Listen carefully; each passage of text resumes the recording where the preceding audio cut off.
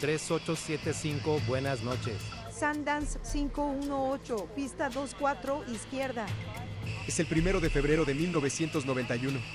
Estamos en el Aeropuerto Internacional de Los Ángeles. 246, rumbo 270. Contacten el control de salidas.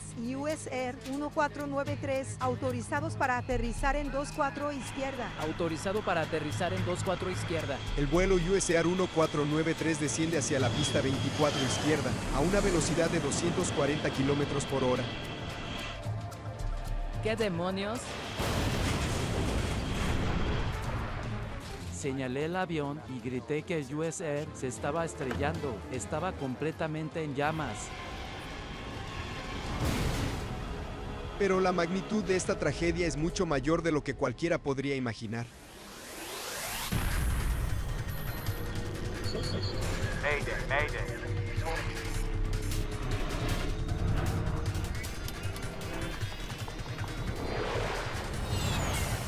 Mayday, catástrofes aéreas. La siguiente historia es real y está basada en informes oficiales y declaraciones de testigos. Pista libre para el desastre. En uno de los aeropuertos más concurridos del mundo, un Boeing 737 acaba de explotar en llamas al aterrizar en la pista. Era el año 1991 y una de las primeras noches de la Guerra del Golfo. Lo primero que pensamos en la torre de control fue que quizás una bomba había estallado en el avión. Mientras los bomberos controlan el incendio, los rescatistas comienzan a buscar sobrevivientes. A los 5 minutos recibimos una llamada de un vehículo de emergencia. A partir de un descubrimiento alarmante entre los restos, los investigadores se ven obligados a revisar cuidadosamente cada detalle de los últimos 15 minutos del vuelo. 15 minutos antes,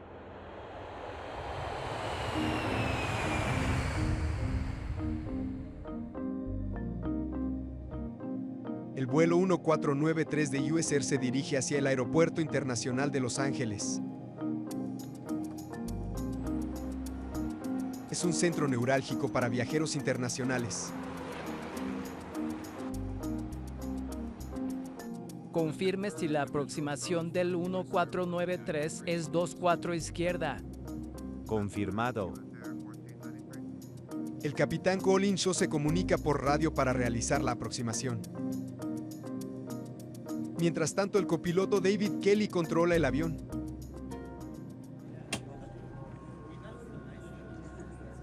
El vuelo no está completo. Solo hay 89 pasajeros a bordo.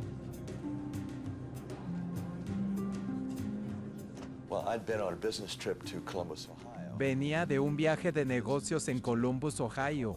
Allí me subí al avión de US Air. Era un vuelo directo a la ciudad de Los Ángeles.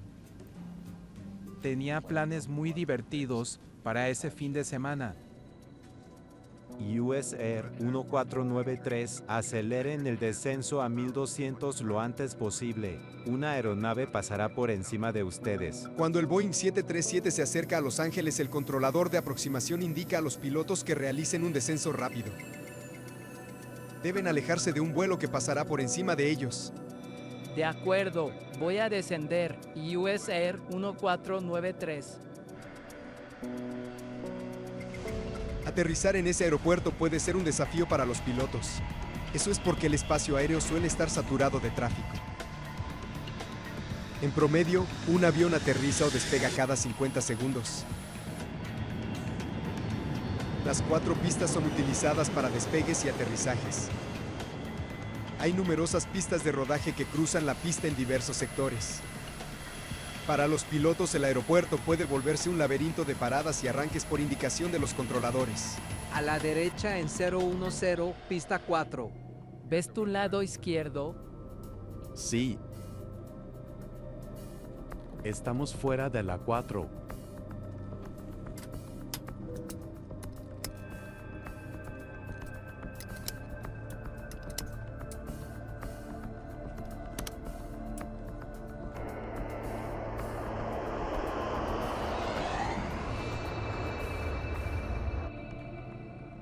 USAir 1493, gracias por su ayuda. Contacten a la torre. Buenas noches.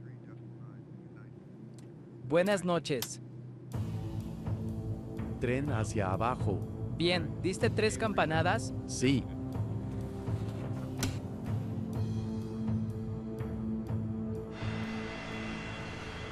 Ubicados a 12 pisos de altura, los controladores de torre tienen una vista completa del tráfico que entra y sale del aeropuerto. Fue una noche muy activa, hubo numerosos aterrizajes y despegues, lo cual era normal a esa hora de la noche. Elliot Brand es el controlador de autorizaciones. Mi función principal era comunicar las rutas de vuelo y los planes de vuelo a los pilotos a medida que salían del sistema. Se imprimía una ficha con el distintivo de llamada, el modelo del avión y la ruta de vuelo. Se emitía la autorización al piloto y luego se pasaban las fichas y la información del vuelo al siguiente controlador. Brand comparte la información de vuelo con otros 4 colegas. 2 controladores de rodaje encargados de gestionar los aviones que se mueven entre las puertas de embarque y las pistas, y 2 controladores locales responsables de los aviones que despegan y aterrizan. Esta noche la controladora local Robin Washer está supervisando las 2 pistas norte, la 24 izquierda y la 24 derecha. Utiliza las fichas para llevar un control de los vuelos que despegan y aterrizan. US Air 23, entren en posición y mantengan. En la 24 izquierda, US Air 23. 246, ¿siguen esperando antes de la 47? Afirmativo. Ahora es su turno. SkyWest 569, mantengan antes de la 24 izquierda. Muy bien, de acuerdo.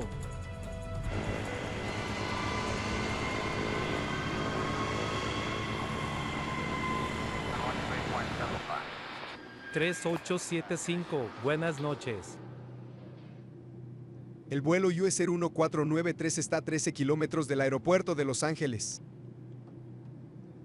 Los pilotos preparan el avión para aterrizar. Frenos de velocidad. Ya casi estamos llegando. Muy bien. Flaps a 1. Flaps. Los pilotos llaman a la torre para recibir instrucciones de aterrizaje. US Air 1493. Wings 5006, torre. Robin Washer está ocupada con otros aviones. No responde a la llamada. SkyWest 569, en posición y mantengan. Pista 24 izquierda. Un avión cruzará la pista. De acuerdo. En posición y mantengo. Wings 5006, torre. 2166 hacia 124.5. 30. Luz verde. A 10. Tren de aterrizaje, flaps. Esperamos autorización de aterrizaje. A solo 6 kilómetros del aeropuerto, el avión de US Air aún no tiene la autorización para aterrizar.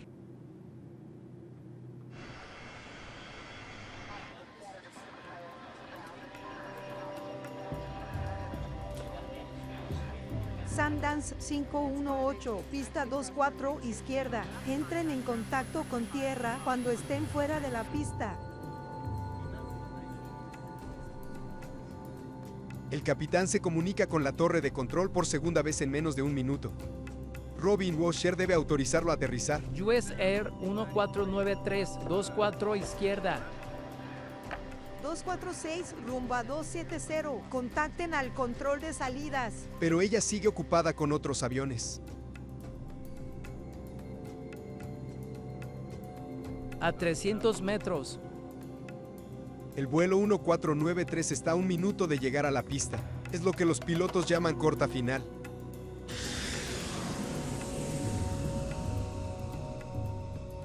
Puede suceder que un avión no reciba autorización de aterrizaje hasta la corta final. US Air 1493, autorizados para aterrizar en 24 izquierda. Autorizados, pista 24 izquierda.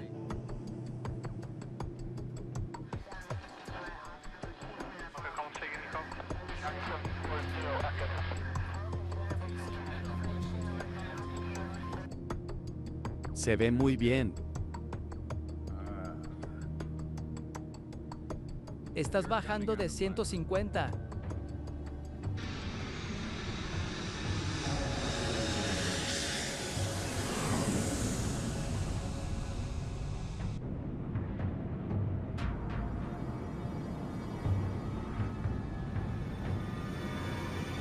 ¿Qué demonios?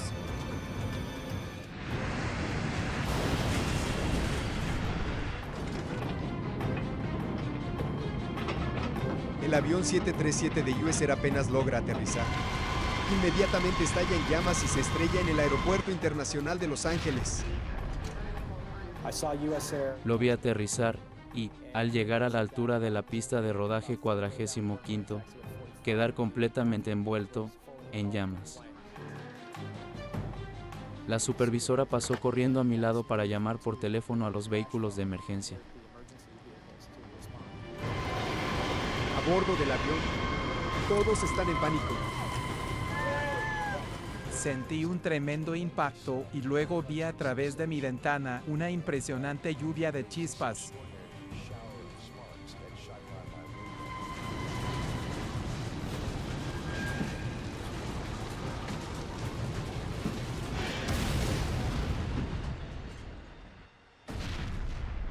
¡Dios mío! Rosa Reynoso es una oficial de la policía del aeropuerto vestida de civil. Vimos el avión envuelto en llamas. Mi compañero y yo estábamos a menos de 500 metros. Alerta 33, pista 24L. Afirmativo, 33. Los primeros momentos fueron muy aterradores y caóticos. Solo pensaba, necesitamos ayuda urgente. Que vengan los bomberos, policías, quien sea. Esto es un desastre.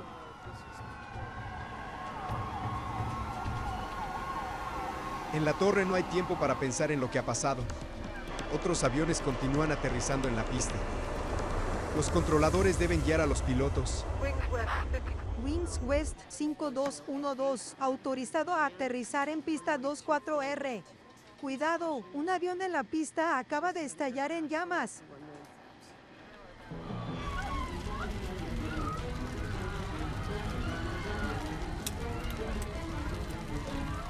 La cabina del vuelo 1493 se está llenando de humo tóxico. Algunos pasajeros corren hacia una puerta en la parte trasera del avión.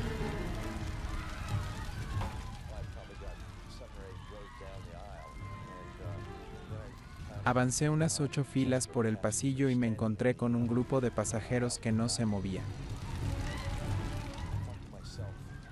Pensé que debía haber un agujero en la parte delantera del avión que permitió que toda esa cantidad de humo entrara tan rápidamente. Caminé con dificultad hacia la cabina de vuelo y entonces vi enormes llamas a ambos lados del avión. Me dije a mí mismo, Dios mío, David, no hay forma de salir del avión, estás atrapado. Algunas personas han logrado escapar del avión. Rosa Reynoso es la primera socorrista en llegar a la escena del accidente. El fuego era muy intenso. Hacía un calor abrasador. Debe actuar rápido para ayudar a los pasajeros a alejarse de las llamas. Los pasajeros intentaban escapar por las salidas de emergencia, pero estaban en llamas, por lo que algunos decidieron saltar directamente hacia el fuego.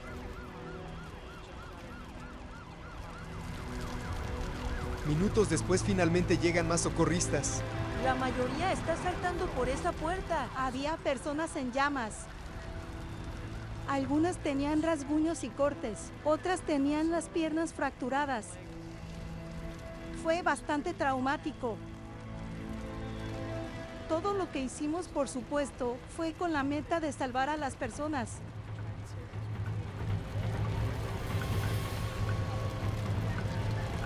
David Cook sigue dentro del avión. De pronto, milagrosamente vi una luz. And my God, it was a miracle. La luz se expandió y me di cuenta de que había abierto la puerta de la cocina del avión. Pero ahora enfrenta otro obstáculo. El fuego y el humo le impiden ver dónde está el suelo. Tomé coraje y salté fuera del avión. I landed on the Aterricé en el suelo y me arrastré para alejarme lo más posible del avión. Luego sentí una profunda culpa. Quizá debí regresar para indicar al resto por dónde salir. Pero creo que si hubiera regresado a la cabina, podría haberme desmayado, caído al suelo y muerto. Ese pensamiento me ha ayudado a aceptar el hecho de que logré salir, pero no pude ayudar a los demás.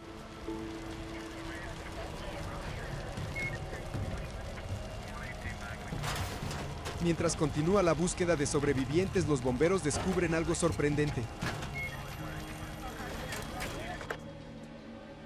Aquí rescate 1. Encontramos una hélice.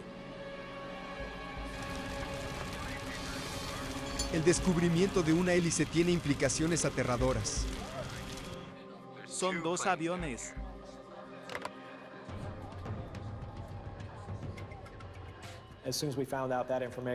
Apenas nos enteramos, comenzamos a verificar si había algún avión desaparecido. Primero revisamos las fichas de vuelo que ya habían despegado y después las que aún estaban pendientes. Luego llamamos al controlador de salidas para saber con quién había hablado en los últimos minutos. SkyWest 5569, No sabemos nada de ellos. SkyWest 569, en posición y mantengan, pista 24 izquierda. En posición y mantengo.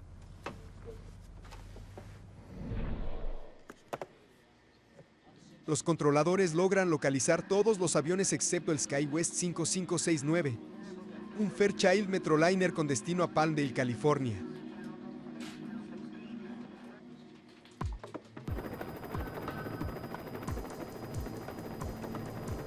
El personal de emergencias encuentra partes del avión más pequeño esparcidas por la pista 24 izquierda.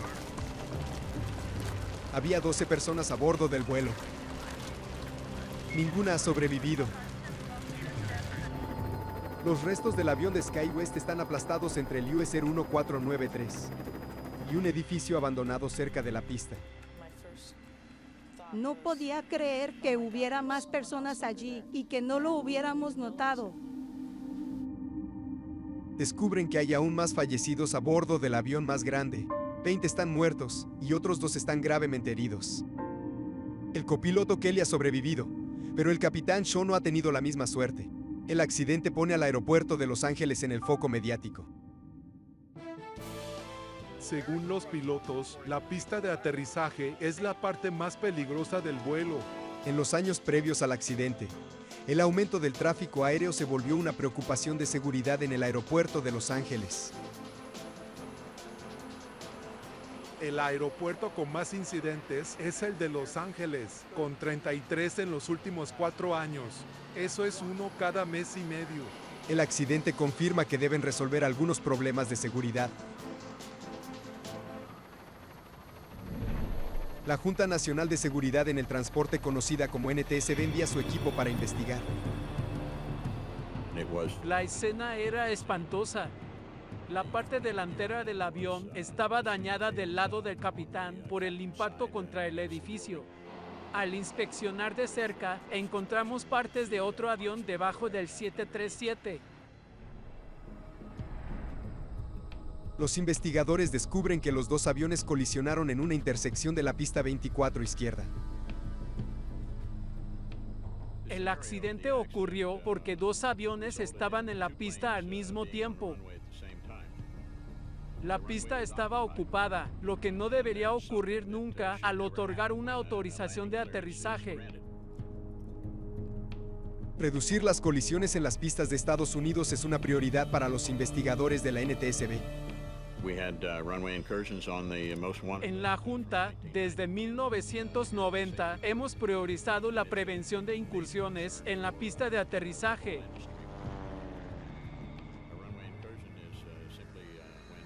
Una incursión es cuando un objeto inapropiado se encuentra en una pista que va a ser utilizada por un avión. Algunas de las peores catástrofes aéreas del mundo han ocurrido en las pistas de aterrizaje. En marzo de 1977 en la isla de Tenerife, 583 personas murieron cuando dos Boeing 747 colisionaron en la pista.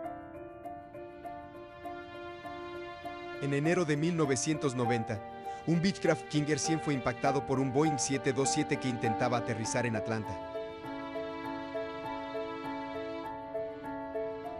Más tarde ese año en Detroit, otro Boeing 727 chocó contra un DC-9 que transportaba a 44 personas. Runway incursions, Las incursiones en la pista se dan por alguna falla en el sistema. Tiene que suceder algo, como que no se siga una directiva o que haya una falta de atención en un proceso que provoque una incursión. ¿Cuál de los aviones tenía autorización? Los investigadores necesitan entender por qué había dos aviones en la pista 24 izquierda al mismo tiempo. Uno de los principales objetivos era descubrir rápidamente qué error había dado lugar a esa situación. En los restos pueden encontrar parte de la respuesta. Sin embargo, 24 horas después del accidente, la investigación se ha detenido. Hay demasiado combustible en el 737. Moverse entre los restos sería peligroso. El avión tenía unos 2.700 kilos o tal vez 1.000 galones de combustible a bordo. ¿Cuánto tiempo les tomará? El sábado se dedicaron al proceso de retirar el combustible del avión. Eso les tomó casi todo el día y solo entonces los bomberos declararon seguro el lugar. Con partes de avión esparcidas por el predio, el aeropuerto está operando a media capacidad. 2 de las 4 pistas están cerradas y esto genera caos entre los viajeros.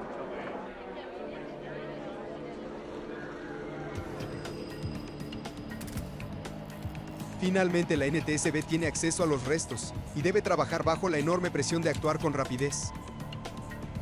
Deben reunir la información necesaria para que el aeropuerto reabra por completo. La investigación de la Junta tiene un doble propósito. Por un lado, averiguar qué causó la colisión. Y por el otro, descubrir por qué tantos pasajeros quedaron atrapados en el avión en llamas. No conocemos el detalle, ya que no hay grabaciones, pero sabemos que las personas pelearon por salir.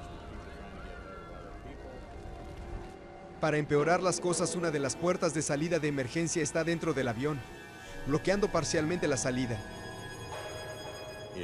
Según las indicaciones, la puerta de salida debe arrojarse hacia afuera. Esto no se hizo y la salida sobre el ala derecha del avión quedó parcialmente obstruida por la escotilla.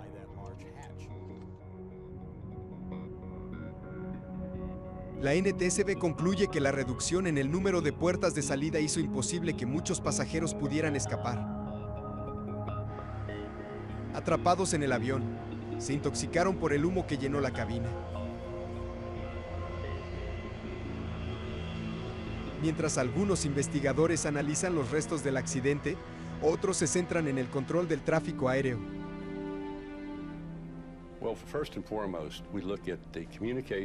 Lo primero que hacemos es analizar las comunicaciones y luego verificamos si se llevaron a cabo los procedimientos necesarios. Para obtener más información, la NTSB recopila las grabaciones de las comunicaciones de la controladora con los aviones. Los investigadores se preguntan qué instrucciones recibieron los pilotos en los momentos previos al accidente. También quieren saber qué dijeron las tripulaciones durante esos segundos cruciales. ¿Los pilotos siguieron las instrucciones?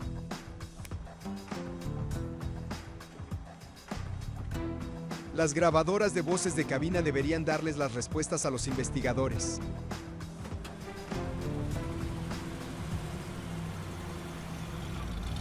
Pero entonces Bob McIntosh recibe malas noticias sobre el Metroliner de SkyWest.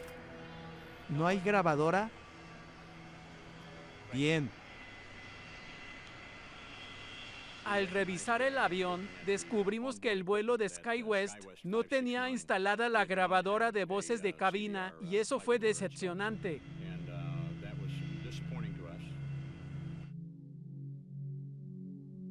En aquella época no era obligatorio que los aviones ejecutivos tuvieran grabadoras de voces en la cabina. Esto significa que las únicas conversaciones que se registraron del SkyWest son las grabaciones de radio de la torre de control. 24 izquierda, en posición y mantengo. The two cockpit crew members would have exchanged No contábamos con recursos que suelen ser valiosos para la investigación, como las conversaciones entre los miembros que habrían estado escuchando la información del tráfico aéreo. Con las cintas del control de tráfico aéreo y solo una grabadora de voces de cabina, los investigadores intentan averiguar cuál de los dos aviones involucrados en el accidente tenía autorización para usar la pista 24 izquierda. La respuesta planteará preguntas alarmantes sobre la seguridad de los pasajeros que aterrizan o despegan en el aeropuerto de Los Ángeles. 246, ¿siguen esperando antes de la 47? La investigación sobre la mortal colisión en la pista 24 izquierda se centra en las conversaciones de Robin Washer con los dos aviones involucrados.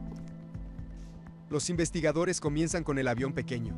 Entren en posición. Minutos antes del accidente, los pilotos del Metroliner esperaban la autorización para despegar.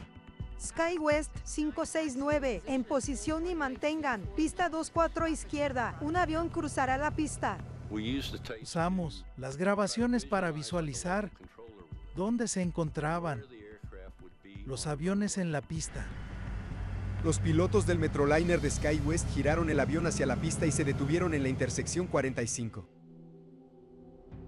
Luego tenían que esperar a que otra aeronave cruzara más adelante en la pista. 24 izquierda, en posición y mantengo. De acuerdo, detén la cinta.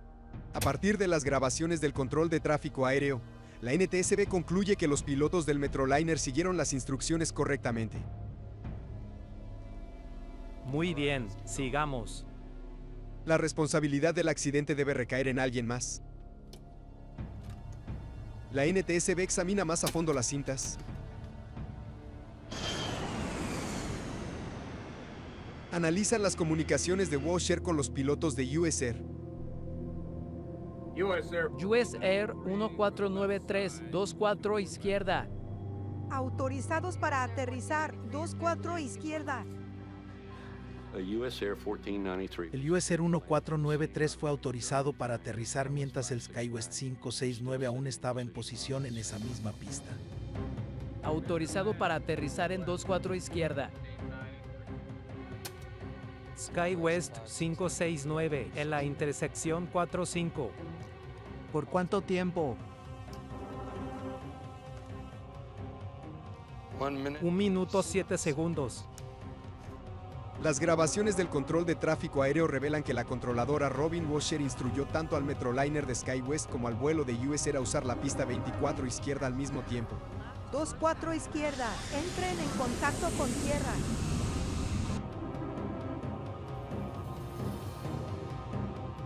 ¿Qué demonios?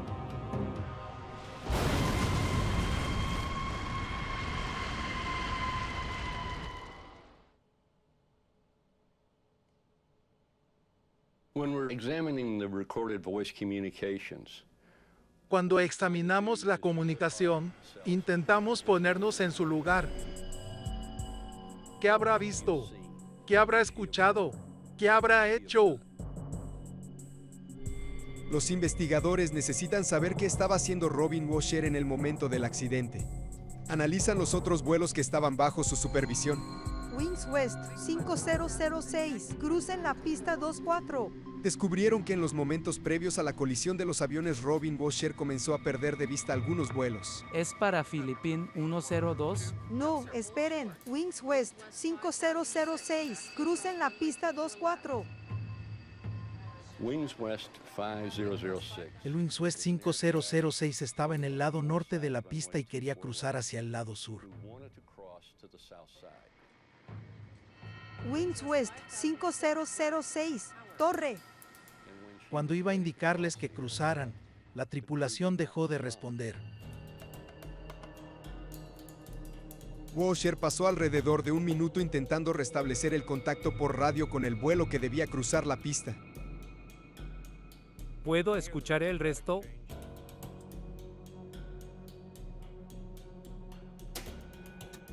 Wings West 5006 en frecuencia otra vez. Nos equivocamos de radio, disculpe. Le dijeron que habían cambiado de frecuencia por error. Bien, están de vuelta. No fue intencional, ya volvimos. Esa situación distrajo a la controladora local. Creí que nos había perdido. Nosotros también, disculpe. Descuiden. Pero los investigadores descubren que ese vuelo no era el único en el que Robin Washer estaba concentrada en los momentos previos al accidente. Torre, Wings West 5072, listo para despegar. Wings West 5072. A un minuto de que el US Air 1493 aterrice en la pista, Washer se comunica con otro avión de Wings West, el 5072. When Wings West 5072 called, Cuando el 5072 llamó para decir que estaba listo para despegar, era evidente que ella no identificaba al avión. 5072, ¿están en pista completa? Pista completa. Muy bien, esperen. Entendido, esperando.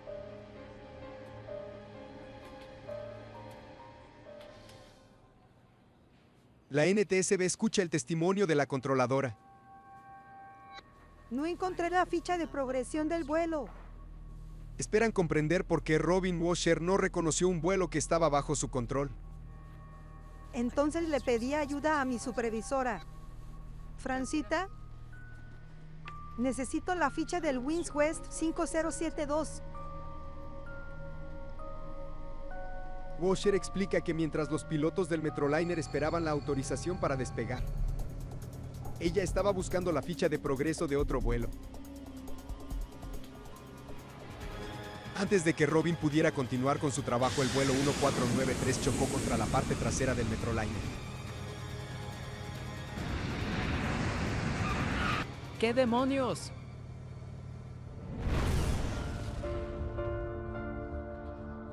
Los investigadores de la NTSB ahora saben que el error humano jugó un papel fundamental en la colisión en el aeropuerto de Los Ángeles.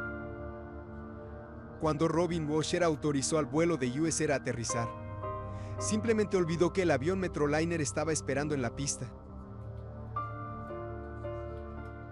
Está claro que ningún controlador quiere atravesar una situación así. Entrenas toda tu carrera para evitar esas situaciones. Cuando sucede, los sentimientos que se generan son realmente indescriptibles. Una situación como esa podría sucederle a cualquiera. Todos somos humanos. Robin Washer dejó su trabajo en el aeropuerto y nunca más volvió a ejercer como controladora de tráfico aéreo. Pero los investigadores creen que el error de una sola persona no pudo haber sido la única causa del accidente. En una investigación, es fácil culpar a una sola persona. El objetivo es preguntarse por qué ocurrió el incidente y qué se puede hacer para evitar que se repita. Las respuestas a esas preguntas comienzan a surgir a medida que la NTSB examina la rutina diaria en la torre de control en las semanas previas al accidente. Ignorábamos que había problemas hasta que ocurrió el accidente. 7 meses antes de la colisión, casi ocurre otra catástrofe en el aeropuerto de Los Ángeles. Un DC-10 que estaba aterrizando pasó justo por arriba de un Airbus mientras este esperaba en la pista para despegar. El aeropuerto de Los Ángeles era conocido por sus incursiones en pistas y ya era hora de tomar medidas.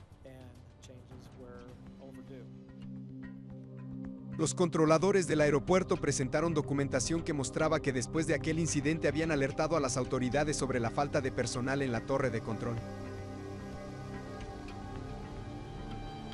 También explicaron que una torre de luces bloqueaba la visibilidad de la zona correspondiente a las pistas del norte, lo que dificultaba su trabajo.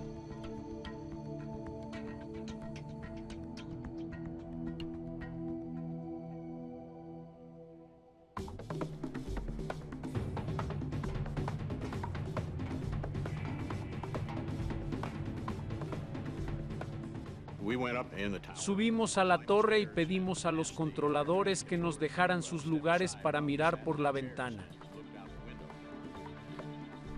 Comprobamos que, efectivamente, la vista estaba obstruida por un poste de luz, el cual producía un resplandor que iluminaba la rampa del aeropuerto.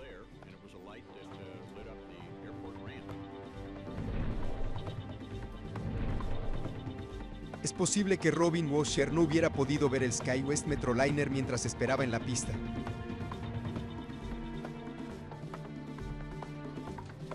Los investigadores de la NTSB examinan otras herramientas que podría haber usado para detectar el avión. El radar de superficie se utiliza generalmente durante periodos de baja visibilidad.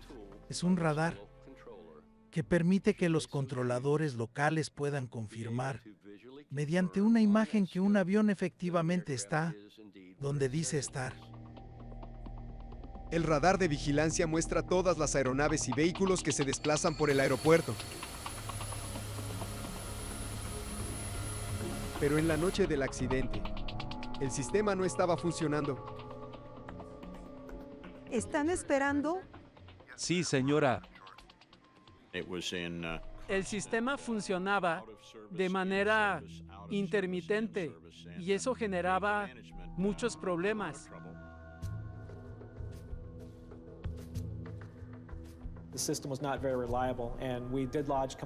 Presentamos quejas para que repararan el sistema y lo actualizaran lo antes posible. Los investigadores descubrieron que 4 días antes del fatal accidente, habían solicitado a la Administración Federal de Aviación que diera máxima prioridad a la reparación del radar.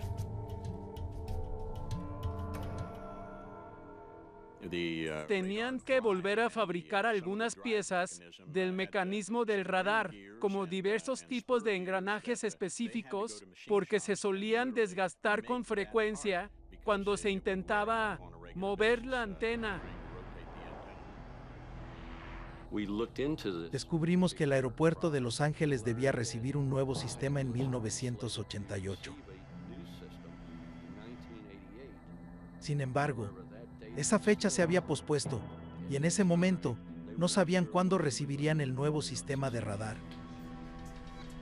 Con el sistema de radar de vigilancia fuera de servicio y la vista de la pista de aterrizaje bloqueada por unas luces cegadoras, las posibilidades de que Robin Washer detectara su error eran mínimas.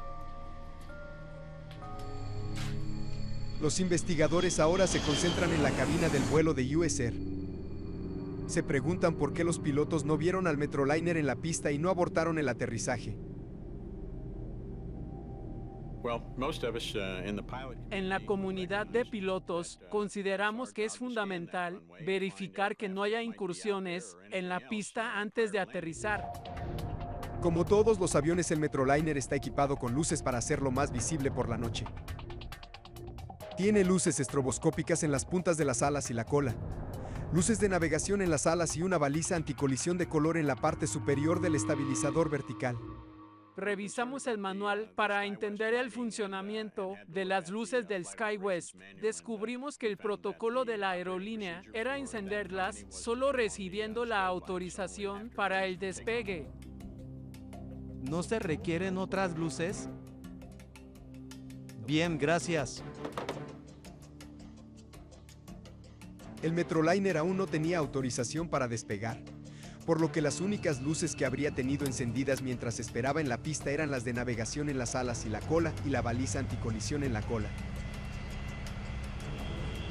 Los investigadores de la NTSB utilizan un helicóptero para ponerse en la posición de los pilotos del US Air mientras se aproximaban a la pista 24 izquierda. We went up and we actually Recreamos la aproximación final para verificar si los pilotos del US Air podrían haber visto el Metroliner. Colocaron un Metroliner en la pista en el mismo lugar donde ocurrió la colisión.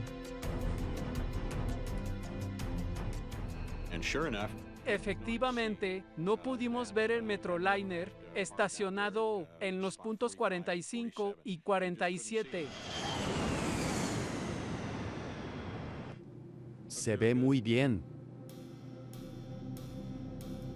La investigación determina que las luces del Metroliner tenían el mismo color y brillo que las luces de la pista de aterrizaje. Esto quiere decir que el avión debe haber sido prácticamente invisible para los pilotos de US Air. Estás bajando de 150. La baliza anticolisión en particular se habría perdido en un mar de luces.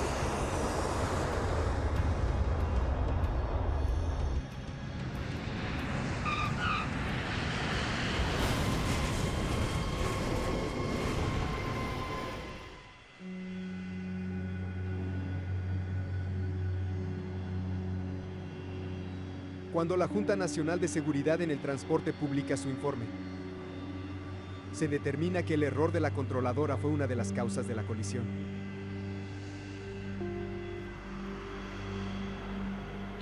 we're in the Nuestro trabajo es determinar las causas o factores que tuvieron que ver con el incidente, pero la meta final es prevenir que vuelva a pasar algo así. Prevenir accidentes en el aeropuerto de Los Ángeles resultó ser un desafío mucho mayor de lo que los investigadores habían imaginado.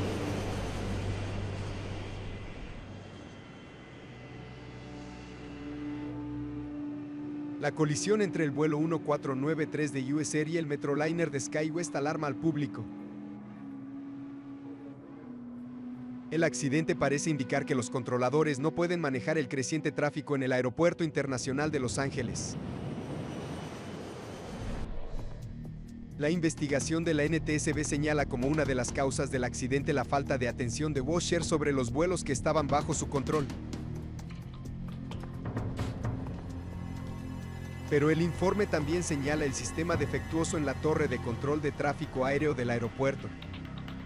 En los años posteriores al accidente se realizan mejoras en las instalaciones de control de tráfico aéreo, en un intento por hacer del aeropuerto un lugar más seguro. El radar de superficie finalmente es reemplazado por un modelo más nuevo. Hoy contamos con el sistema más moderno disponible. Cada movimiento, ya sea en las pistas de rodaje o las de aterrizaje, tiene asociado un distintivo de llamada y tipo de aeronave, para facilitar la identificación permanente de los aviones. Se implementan nuevas políticas que regulan la forma en que se manejan las fichas de progreso de vuelo en la torre. Ahora los controladores de rodaje organizan las fichas antes de que lleguen al controlador local. Con el sistema de doble supervisión logran reducir su carga de trabajo. 5 años después del accidente construyen una nueva torre de control en el aeropuerto. La torre es 16 pisos más alta y 3 veces más grande que la anterior, y ofrece a los controladores una visión clara y sin obstrucciones. También implementan nuevas regulaciones sobre la iluminación de las aeronaves.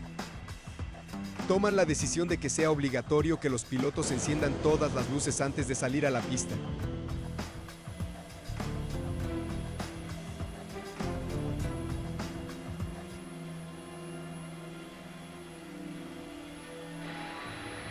Pero a pesar de las mejoras, la tasa de incursiones en pista en el aeropuerto de Los Ángeles sigue aumentando.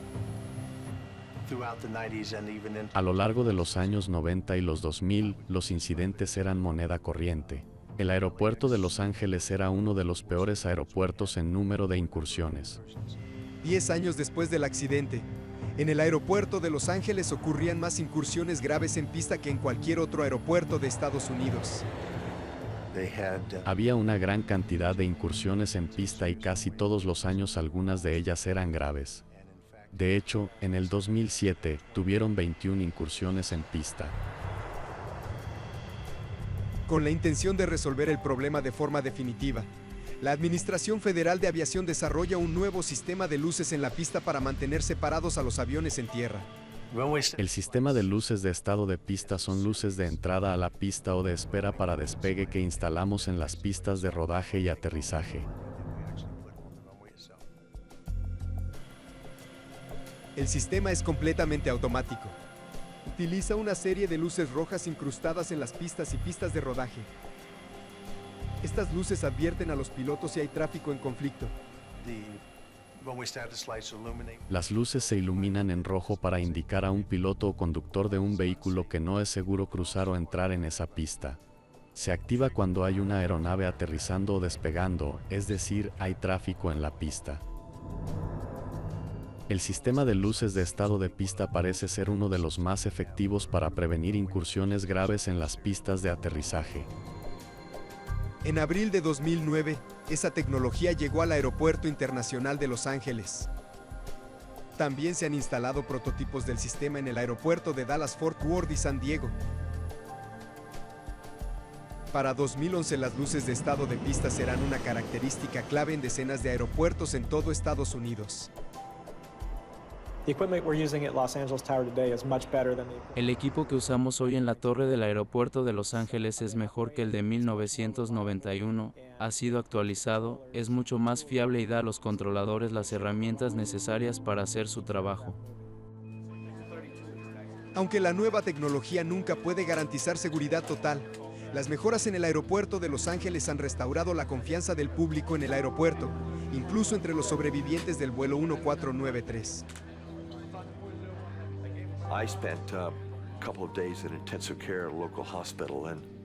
Pasé días en la unidad de cuidados intensivos de un hospital y luego del alta tuve pesadillas durante varios días, pero ahora me encuentro mejor. No tengo problemas para subirme a los aviones. Confío totalmente en el sistema aéreo.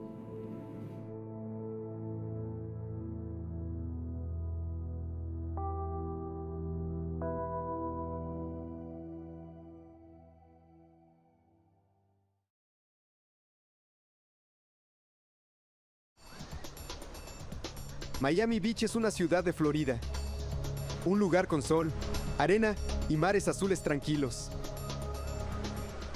Pero cuando un turista apunta su cámara hacia el cielo, registra una imagen completamente aterradora. Un avión está cayendo directo hacia el mar. Código 4, un avión cayó al agua. En cuanto lo vi, me di cuenta de que se trataba de un avión de Chocks. El avión que cayó es el vuelo 101 de Chocks Ocean Airways, el cual se dirigía a las Bahamas. Pudo ser una colisión con un objeto, un incendio o un acto criminal. Notifiquen al FBI. El inusual video podría tener las respuestas de lo que sucedió. ¿Puedes agrandar esa imagen? Una aerolínea conocida por su seguridad cometió un error fatal. Pero a los investigadores les llevará cientos de horas poder descubrir qué fue lo que pasó. ¡Bingo!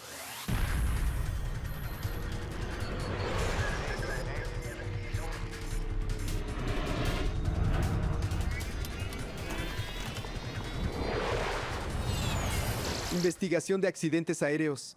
La siguiente historia es real y está basada en informes oficiales y declaraciones de testigos. Fisuras en el sistema. Este es el puerto de Miami y es el 19 de diciembre del año 2005. En este lugar es común ver cargueros de gran tamaño y cruceros oceánicos. Pero también hay otra embarcación mucho más pequeña que se ve a menudo en este puerto. Chocks Ocean Airways realiza vuelos en hidroaviones en este concurrido canal. Antes de seguir su trayecto hacia las Bahamas, el vuelo 101 proveniente de Fort Lauderdale hace una breve parada en este lugar. Hélices. Listo. Apaga el motor número 1. Apagando motor 1. Chocks Ocean Airways realiza vuelos a dos destinos regulares, ambos en las Bahamas. Uno es Bimini, lugar donde el vuelo 101 aterrizará esta misma tarde, y el otro es la Isla Paraíso. Aquí les habla su capitana. Haremos una parada rápida en Miami para recoger a unos pasajeros. Haremos el viaje en cuestión de minutos. ¿Cuántos van a ser? Son 2 pasajeros VIP.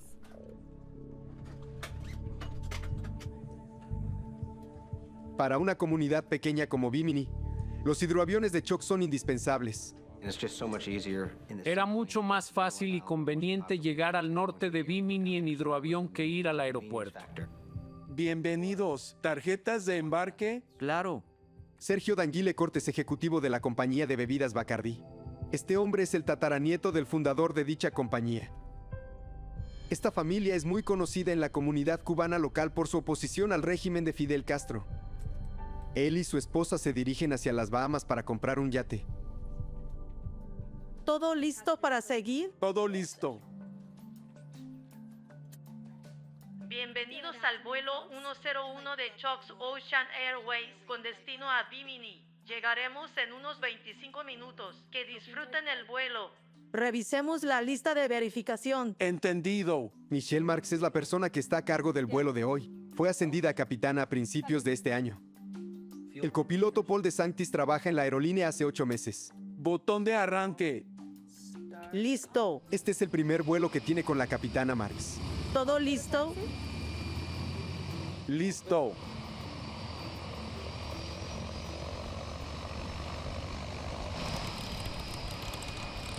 El Grumman Mallard cuenta con un diseño bimotor turbohélice. Tiene un casco en forma de V y flotadores bajo las alas.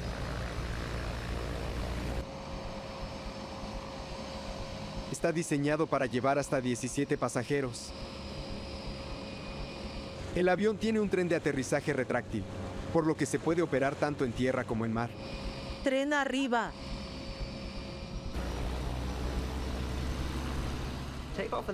Despegar en un Mallard puede ser divertido o desafiante. Peso y equilibrio revisados. Listos. La base de hidroaviones que se encuentra en Miami no tiene torre de control. La tripulación debe vigilar el tráfico marítimo, ya que está navegando por uno de los puertos más concurridos del mundo. Despegar un avión desde este canal es como despegar durante la hora pico del tráfico, porque estás rodeado de barcos, olas y viento. Todos van a diferentes velocidades, por lo que es realmente complicado intentar arrancar y moverte entre ellos. El vuelo 101 despegará de la base X-44, una base de hidroaviones cerca de un canal conocido como Government Cat. Vamos a despegar. Copiado. Listos. Ambos pilotos tienen la mano en los aceleradores. Esto se hace para evitar que el capitán tire de la palanca hacia atrás y el avión golpea una ola. 45 nudos. 50 nudos.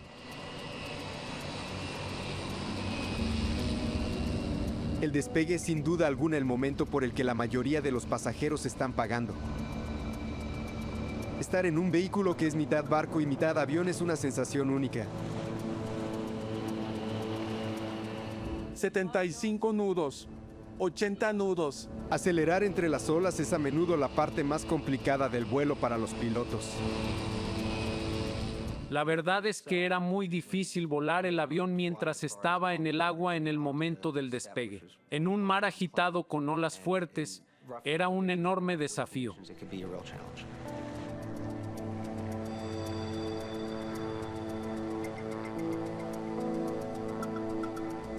Pero el avión despega sin inconvenientes.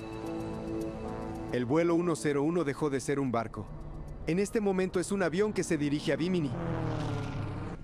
Son las 2:38 de la tarde.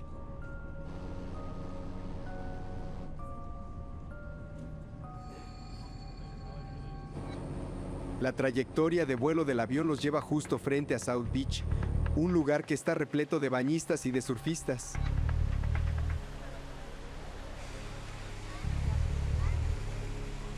A poco menos de un minuto del despegue, el Grumman Mallard asciende a unos 150 metros, muy por debajo de las nubes.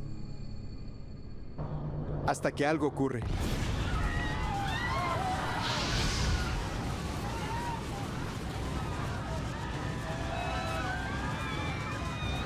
El avión gira de forma violenta y cae hacia el agua. Los pilotos ni siquiera tienen tiempo de asimilar lo que ocurre. Y todos sus esfuerzos son en vano.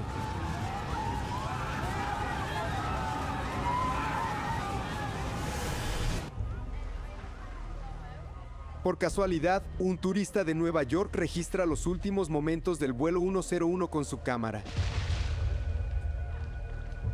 60 segundos después del despegue, el avión se estrella en el océano.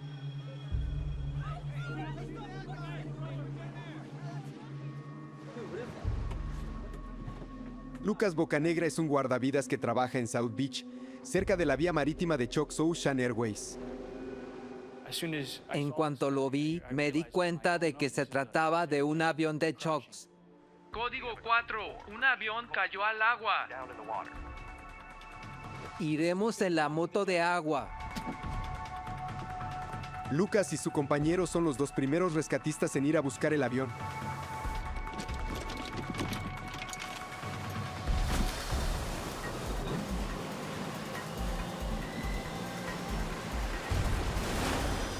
Fuimos tan rápido como pudimos. En ese momento sentía muchos nervios y también miedo, y de cierto modo estaba lleno de fuerza. Queríamos llegar y rescatar a todos, pero la realidad es que nunca habíamos entrenado para una situación así. Cuando giramos por la roca del muelle de Government Cut, nos encontramos con un mar tranquilo. De hecho, no había ningún tipo de olas y el agua ni siquiera estaba agitada en ese lugar. Era un escenario muy tenebroso.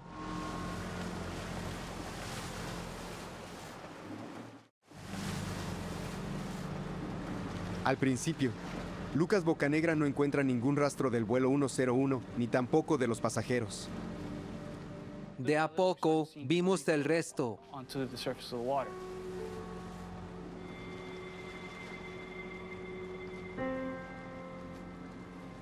Vimos asientos, maletas y de repente vimos un cuerpo en el agua. En cuanto colocamos el cuerpo en nuestra moto de agua, nos dimos cuenta por sus heridas de que no había nada que pudiéramos hacer. Solo quedaba recuperar los cuerpos para llevárselos a sus familias.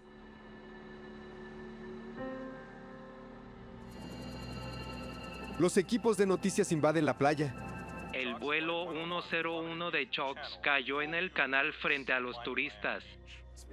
El avión se prendió fuego en menos de un segundo. Vimos humo negro y luego una explosión, muchas llamas. No puedo creer haber visto eso. Sigo muy impactada. La Guardia Costera de Miami Beach busca sobrevivientes. Pero todo el esfuerzo es en vano.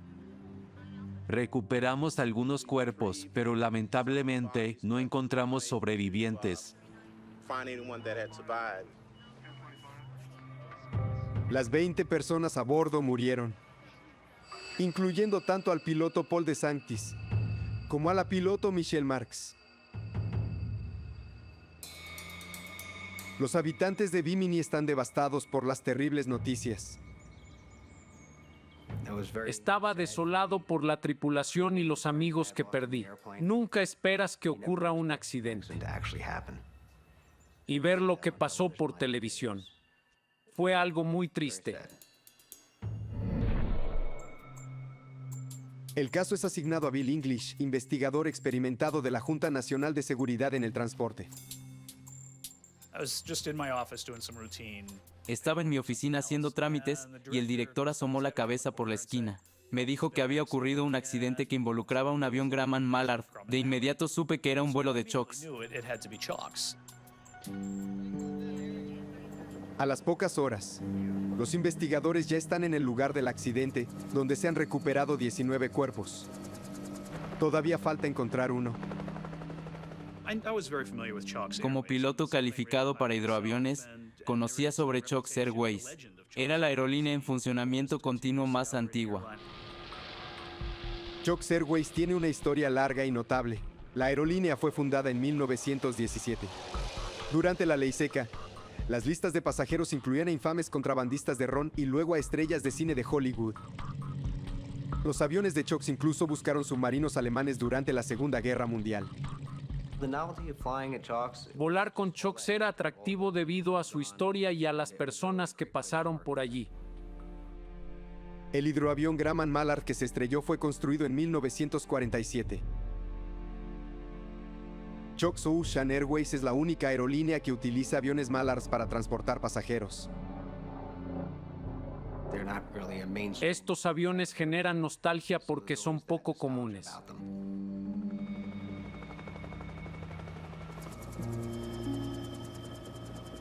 Cuando se encuentra la caja negra del avión, los investigadores la envían a la Junta Nacional de Seguridad en el Transporte. Se espera que la caja pueda revelar información clave sobre las acciones de los pilotos durante los segundos previos a este trágico accidente.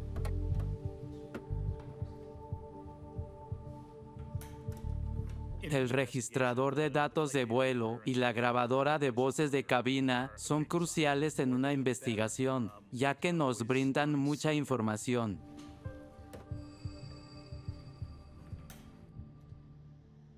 Pero Bill English sabe muy bien que no va a obtener toda la información que quiere.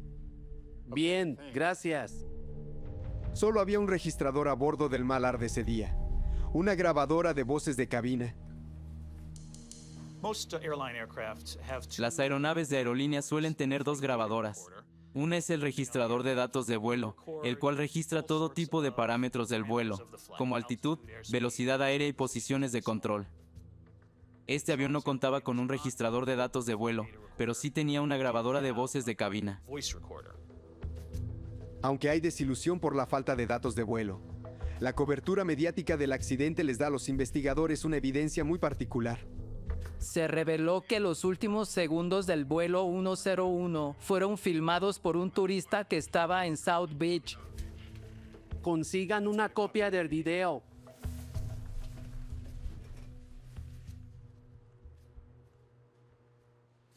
Veámoslo. El video solo pudo registrar los últimos segundos del accidente aéreo, pero confirma los testimonios de testigos que dijeron que un ala se desprendió en el aire. ¿Puedes agrandar esa imagen? El video mostraba cómo el ala se había separado de la aeronave y la parte principal del fuselaje caía en la dirección opuesta, y también el fuego y el humo que eso provocó. Fue muy llamativo que el ala se desprendiera del avión.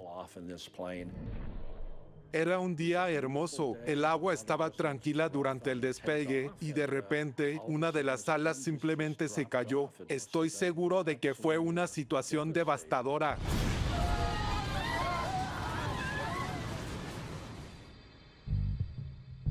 Por desgracia, el video no muestra por qué se desprendió el ala. Las respuestas a esa pregunta podrían estar en el lugar del accidente, donde los equipos de rescate terminan de recuperar los restos del vuelo 101. El ala derecha se encuentra separada del avión, pero está casi intacta. Que las alas de un avión se desprendan es una situación extremadamente rara en la actualidad. La realidad es que esto pasó muy pocas veces en los últimos 20 o 30 años. En Washington, ya se está realizando otro tipo de investigación.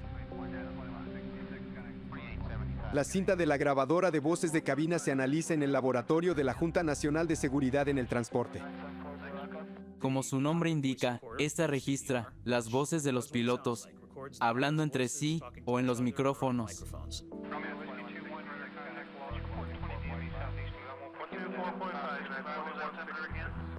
Pero en la cinta se escuchan todo tipo de voces y sonidos, por lo que los técnicos no pueden obtener información que sea útil. Resultó que la función de borrado, similar a la de una grabadora común, no eliminaba lo que se había grabado antes. Entonces, todos los vuelos se grababan sobre las grabaciones anteriores, así que se convirtió en un sonido confuso. La cinta no fue útil, ya que no pudimos escuchar nada claro. Esto complica mucho la investigación.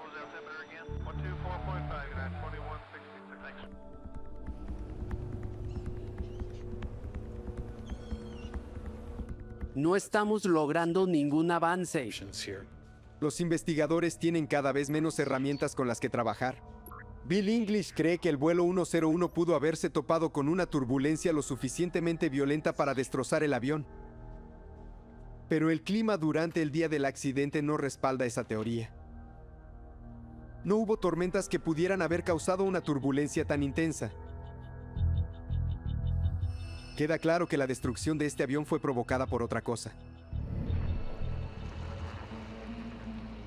También existe la posibilidad de que el Mallard chocara con algún objeto en el agua antes del despegue.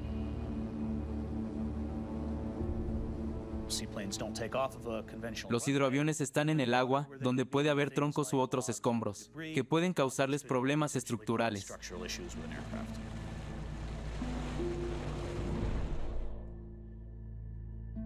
Pero antes de llegar a una conclusión sobre esa teoría, los investigadores consideran otras pruebas intrigantes. Se trata de un aviso de carácter urgente, el cual fue emitido por la Administración Federal de Aviación. El aviso advierte que las hélices del Mallard podrían desprenderse durante el vuelo, debido a una pieza defectuosa. No puedo creerlo. Perder parte de la hélice podría causar una gran carga estructural en la aeronave.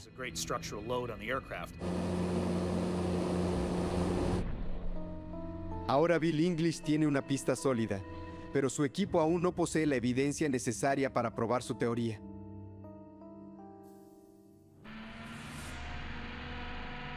Los habitantes están devastados y los investigadores esperan que se saquen más restos del mar. Luego del accidente, Choctaw Ocean Airways toma la decisión de suspender el resto de su flota de 4 hidroaviones Grumman Mallards.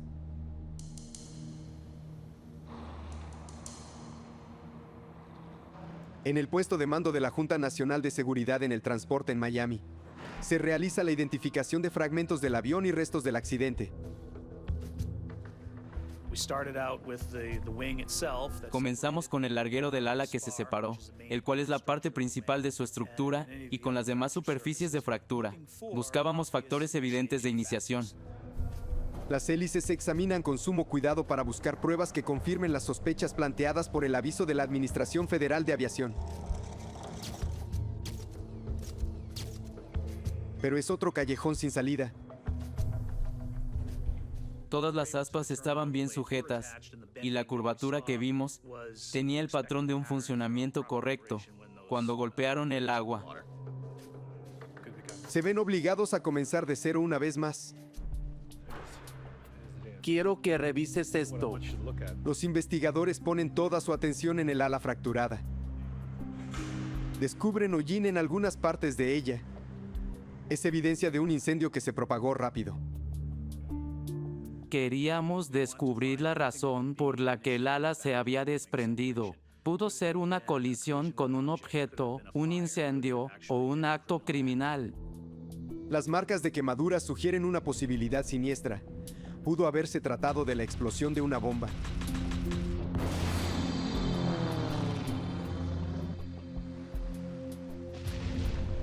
Esto está fuera del área de conocimiento y autoridad de la Junta Nacional de Seguridad en el Transporte. Notifiquen al FBI.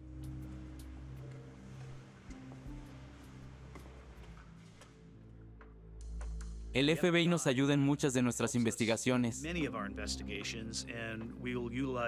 y usamos a algunos de sus expertos para descartar terrorismo o un acto criminal. Si una bomba fue lo que derribó el vuelo 101, es posible que alguien haya querido asesinar a uno de los 18 pasajeros. Gracias por venir a ayudarnos. De nada. Sin duda alguna, el nombre que más se destaca en la lista de pasajeros es el de Sergio Danguilecourt. Bienvenidos. ¿Tarjetas de embarque? Claro. Ciertos rumores en internet indican que el accidente fue en realidad un plan de asesinato y que Danguilecourt era el objetivo. Su familia hizo una fortuna en Cuba antes de la llegada de Castro al poder. Según se comenta, estaban tan opuestos al régimen de Fidel Castro que habían apoyado intentos clandestinos de derrocar su gobierno comunista. Ten tu copia. Bien. Quiero enseñarte algo. No sabemos si es hollín o residuos de explosivo. Una bomba siempre deja rastros químicos y también patrones característicos en el metal desgarrado. Y los técnicos del FBI están entrenados para detectarlos.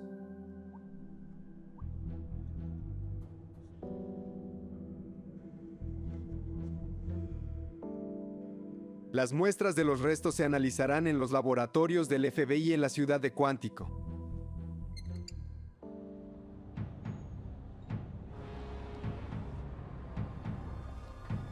Cuatro días después del accidente, los equipos de rescate siguen trayendo fragmentos del ala encontrados donde cayó el avión.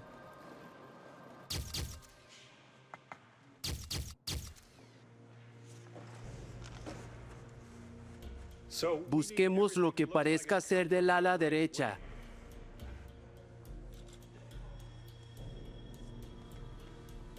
Necesito más luz aquí.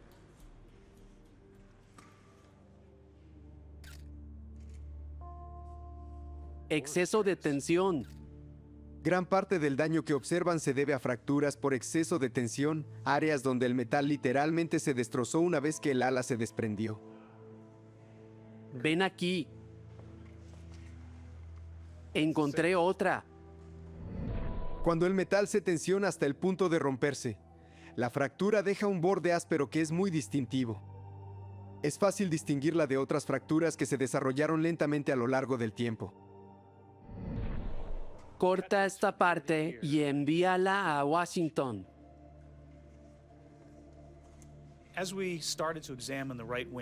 Analizamos el larguero derecho y otros componentes en la estación de la Guardia Costera y en la base de hidroaviones. Pero solo eran análisis visuales. No teníamos el equipo de laboratorio avanzado que había en la sede.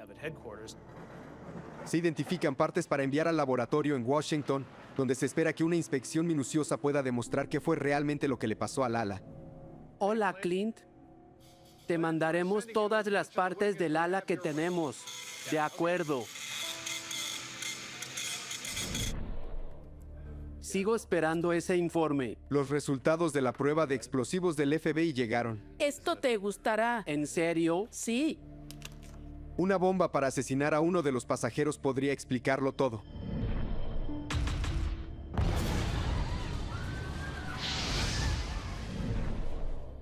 Pero no se encontraron residuos de explosivos en los restos. Bien, teoría descartada.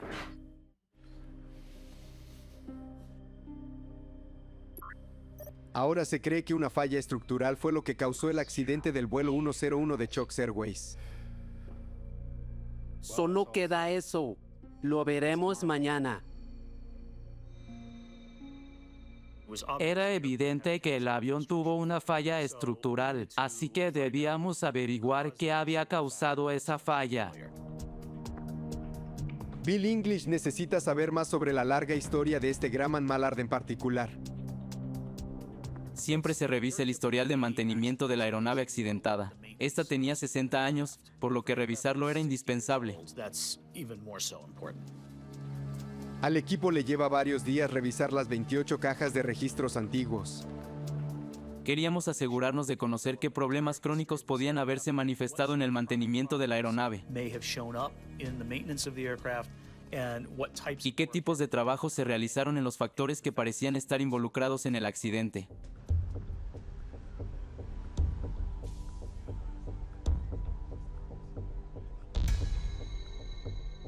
Clint Cruikshanks es un investigador de estructuras de la Junta Nacional de Seguridad en el Transporte. Investigamos los casos con la mente abierta y observamos el resto para que estos digan qué pasó. Queríamos examinar cada pieza que se rompió del ala derecha para determinar si fue una falla vinculada con la antigüedad del avión o si fue algo causado por una sobrecarga estructural. Al igual que muchas aeronaves, las alas del Mallard están hechas de aleación de aluminio. Los largueros se extienden a lo largo de cada ala. Entre los largueros hay larguerillos, los cuales brindan soporte extra.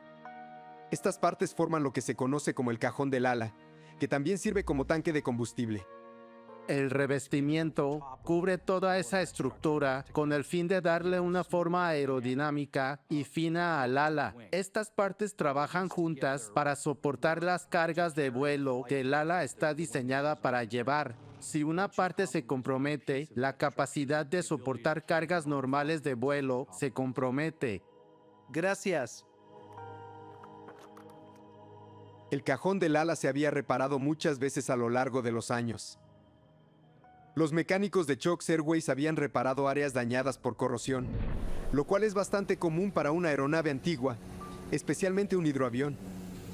Al aterrizar en agua, sus cargas de despegue y aterrizaje son distintas a las de otros aviones. Además, los efectos del agua afectan esos aviones con mucha más rapidez. Pero cuando los investigadores revisan el resto de la flota de Chocks Airways, descubren que los Mallards están en peor estado de lo que imaginaron. Reparaciones de corrosión. Corrosión. Corrosión, corrosión, corrosión y más reparaciones de corrosión. Son muchas. El avión accidentado y los otros aviones de la flota de Chocks tenían demasiados problemas de mantenimiento. Estaba más que claro que el mantenimiento de todos sus aviones era de pésima calidad. Mucho de lo que vimos mostraban una mano de obra de muy mala calidad. Había perforaciones de agujeros dobles e incluso triples, un excesivo lijado para eliminar la corrosión y muchas marcas en el material. Todo esto formaba parte de las reparaciones estructurales que se hicieron al avión durante los últimos años. La atención de Cruikshanks está puesta en una sección de la parte inferior del ala derecha. En la superficie del revestimiento del ala se encuentra un parche de metal. Esta pieza es una lámina de metal que actúa como transferencia de carga. Actúa como un revestimiento extra para cubrir fisuras. Es como el parche que le ponen a los jeans. Es una reparación enorme. ¿No tenemos información sobre esto? No. Este es un descubrimiento alarmante. Esta pieza de metal está ubicada justo donde el ala se desprendió del resto del avión. Cuando examina más de cerca esta sección del ala, Cruikshanks se da cuenta de que los bordes son suaves y también brillantes. Estos son muy diferentes a los bordes ásperos que ha visto en otros restos. Veamos qué hay debajo. Esta fisura no se debe a exceso de tensión. Lo que Cruikshanks sospecha es que se desarrolló durante muchos años como resultado de fatiga del metal. La fatiga del metal es un proceso por el cual cualquier pieza de metal se somete repetidamente a cargas y a descargas. Es como doblar un clip de papel hacia adelante y hacia atrás. Obviamente, luego de un tiempo, se termina rompiendo. La fatiga del metal en las alas es causada por la tensión del vuelo durante la vida útil de la aeronave. El ala de esta aeronave se carga cuando despega. Esa es la fuerza que eleva el avión. Y, cuando aterriza, el ala se descarga, por lo que ya no hay más tensión en la estructura del ala. Por eso digo que es como doblar un clip de papel. Ahora Cruikshanks está ansioso por descubrir qué hay debajo de la pieza de metal.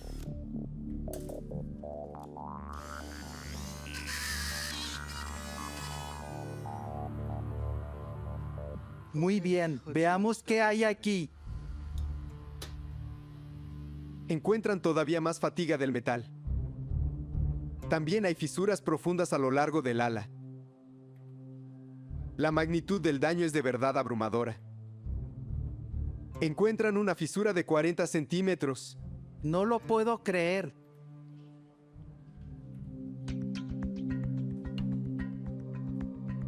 Siguiendo con la investigación, Cruikshanks hace otro descubrimiento inquietante. Hay 3 perforaciones en el revestimiento adelante del borde de ataque para detener la fisura. Estas perforaciones indican que los mecánicos de Chocks intentaron evitar que la fisura se expandiera más. Algunos años antes, Un mecánico había visto la fisura en la parte inferior del ala.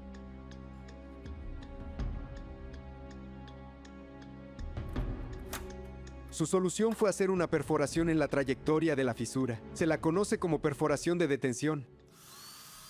Se puede ver, a simple vista, que el final de una fisura es puntiagudo, y eso provoca que la fisura se extienda más. Hacer una perforación en ese lugar distribuye la tensión. El objetivo es detener el avance de la fisura en cuestión. Pero las perforaciones de detención no funcionaron. Intentaron reparar el revestimiento así 3 veces. Si bien los mecánicos hicieron más perforaciones, la fisura siguió avanzando. Luego intentaron reparar el ala colocando parches de metal en la superficie interior y exterior del revestimiento. Pero estas piezas tampoco funcionaron. La fisura en el revestimiento del avión no paraba de avanzar. Ahora los investigadores saben que el ala derecha estaba dañada mucho antes del día del accidente.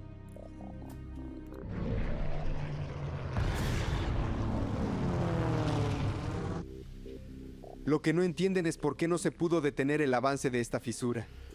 ¿Lo aprobaron? Pero encuentran una posible respuesta al saber que el avión estaba enviando señales de advertencia de un problema todavía más profundo y grave.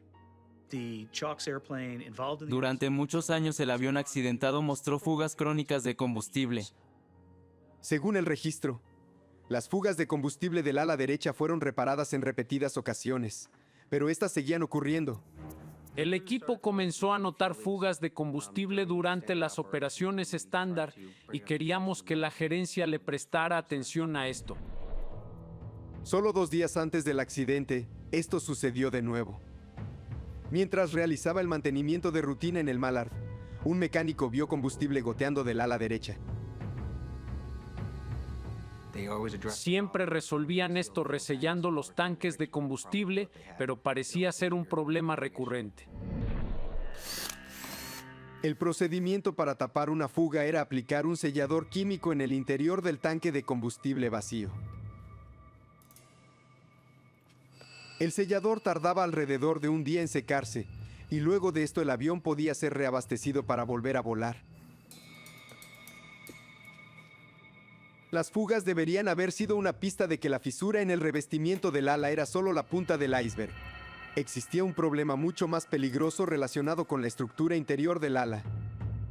Las fugas de combustible en esta aeronave en particular indican un problema con la estructura del ala. Grumman incluso emitió un boletín de servicio en 1963 que advertía que las fugas de combustible crónicas indicaban un problema estructural.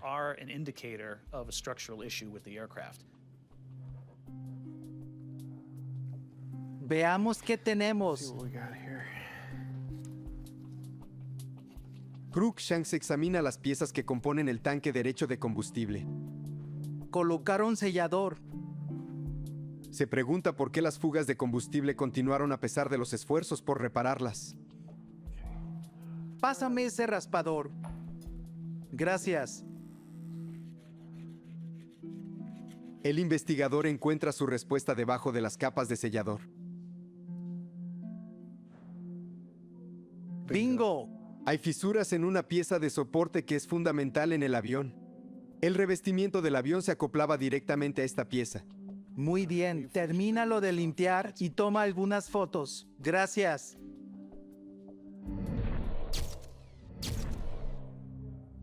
Cruikshanks encuentra pruebas de que los mecánicos de Chocks intentaron reparar esta pieza de soporte. Parece que lijaron esta pieza para eliminar una fisura por fatiga.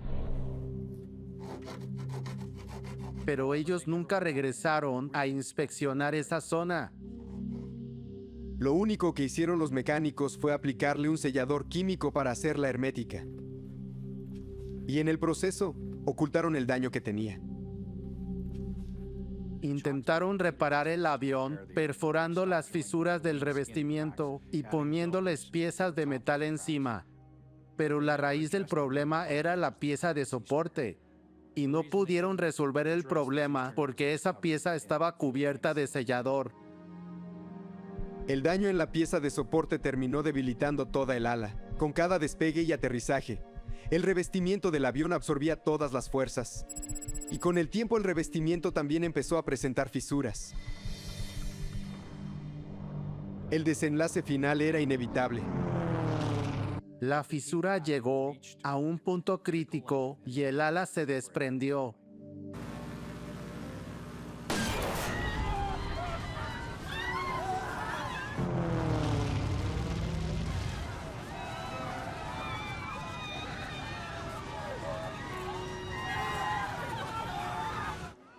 Los investigadores determinan que una fisura oculta en un componente clave del ala derecha fue lo que causó el devastador accidente del vuelo 101. La incapacidad de Chokes para identificar un problema tan grave obliga a los investigadores a reexaminar el largo historial de esta aerolínea. Chokes Ocean Airways tenía la reputación de ser una de las aerolíneas más seguras de todo el mundo. A pesar de la antigüedad que tenía su flota, la aerolínea tuvo un muy destacado historial de seguridad durante casi 90 años. Jamás habían perdido un pasajero en toda su historia. La realidad es que era una empresa antigua y muy consolidada. Sin embargo, considero que el manejo y la calidad del trabajo que hacían decayó bastante durante los últimos años. ¿Qué sabemos sobre el estado financiero de la empresa? Los investigadores empiezan a sospechar que la reputación de seguridad de la empresa pudo haberse deteriorado en los últimos años debido a problemas de dinero. Cuando una aerolínea pequeña presenta problemas financieros, el despido de empleados casi siempre es lo primero que ocurre. Una búsqueda en el historial financiero de Chokes revela algunos problemas. En los años 80, Chokes tuvo varios dueños antes de entrar en quiebra en el año 1999. La aerolínea logró salvarse gracias a un empresario de Miami, pero seguía perdiendo dinero. Unos pocos meses antes del accidente, el último intento de vender la empresa no prosperó. No les iba tan bien. Había dificultades económicas, les bajaron el sueldo a los pilotos, les quitaron concesiones a los capitanes y redujeron el personal.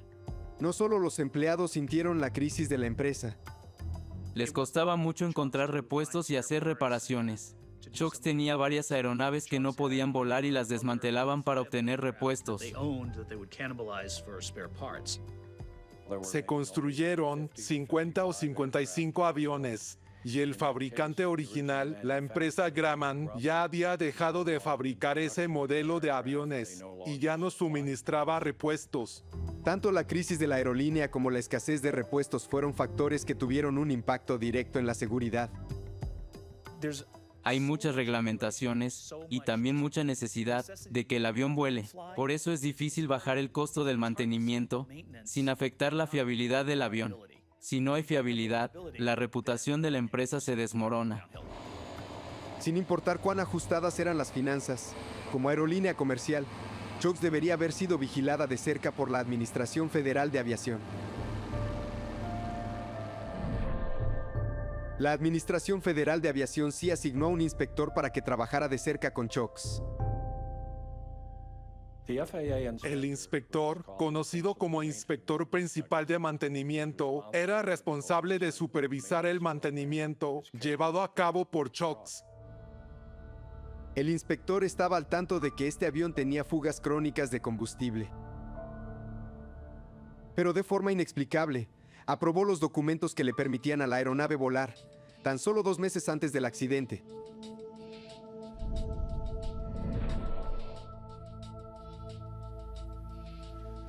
¿Por qué hizo eso? Los investigadores no logran entender por qué el inspector de la Administración Federal de Aviación pasó por alto todas las señales de advertencia del hidroavión de Chokes. Quizá el hecho de que Chokes fuera una empresa consolidada hizo que el inspector dejara que sus aviones volaran a distancias cortas. Quizá creyó que estos solo iban a volar cuando hubiera buen clima. Quizá confió en que todos en la empresa sabían lo que hacían. La Administración Federal de Aviación no realizó el análisis minucioso, nunca revisó bien el mantenimiento de los aviones de choques. Puede que la Administración Federal de Aviación no haya encontrado fallos, pero muchas personas cercanas a la aerolínea sí lo hicieron. Hablamos con pilotos que habían dejado choques antes del accidente. Y cada uno de ellos tenía cosas para decir sobre el mantenimiento que le hacían a las aeronaves en la compañía. Nos hablaron de fugas de combustible y de otros aspectos de mantenimiento. La verdad es que a todos les preocupaba el cuidado que Chuck les daba a estos aviones antiguos. Los pilotos estaban muy preocupados. Por eso en el año previo al accidente muchos de ellos decidieron reunirse para hablar sobre el pobre mantenimiento que tenían los aviones. Los capitanes nos reunimos y discutimos los problemas que teníamos para luego hacérselos saber a la empresa. Por ejemplo, recuerdo que una vez un cable del elevador se rompió en pleno vuelo. Por suerte, la tripulación logró aterrizar configurando la potencia y moviendo a las personas. Pero en la mayoría de los casos, eso habría sido un accidente.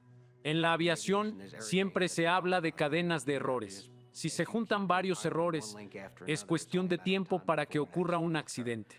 Desde mi punto de vista, siempre pensé que algo grave podía suceder si la empresa seguía por el mismo camino. El capitán Weber decidió que ya había visto suficientes situaciones de peligro. Decidí renunciar debido a todas las cosas que habían pasado durante los últimos meses. Había tantos problemas mecánicos que tuve 300 fallos de motor ese año. Y en ese momento mi esposa estaba embarazada. Creo que ya no confiaba en la empresa ni tampoco en sus aviones, así que decidí que lo mejor era irme. El informe de la Junta Nacional de Seguridad en el Transporte sobre el vuelo 101 critica a la Administración Federal de Aviación por no detectar los problemas financieros y de mantenimiento en choques. Si el programa de mantenimiento o la Administración Federal de Aviación hubieran dicho que las aeronaves necesitaban más que una solución rápida, probablemente este accidente jamás habría ocurrido. También se revelan falencias en las reglamentaciones de la Administración Federal de Aviación para aeronaves antiguas, que requieren inspecciones extra para estos aviones, ya que esas reglas no aplicaban a los Mallards. El Grumman Mallard se fabricó en 1947. Llevaba 17 pasajeros y no era de categoría de transporte. Por eso no le hacían inspecciones extra. La Administración Federal de Aviación creó una regla de seguridad para aviones viejos y excluyó a los más antiguos. La Junta Nacional de Seguridad en el Transporte quiere que la administración amplíe su supervisión de aviones antiguos. El objetivo principal de determinar la causa probable de un accidente aéreo es intentar evitar que ocurran más en el futuro. Creo que hemos usado este accidente para señalar un aspecto muy importante. Ahora la industria y la Administración Federal de Aviación deben asegurarse de examinar el panorama completo de lo que pasa en una aerolínea.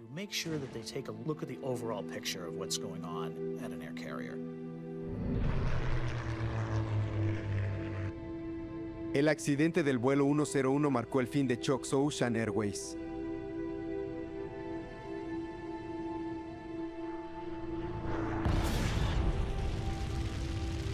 Meses después de la publicación del informe, la aerolínea se vio obligada a cerrar. Existía una conexión hermosa entre los pasajeros y los empleados de la aerolínea. Así que fue triste ver cómo todo se desmoronó debido a ese accidente, en especial para las personas que trabajamos allí o para quienes amamos la aviación.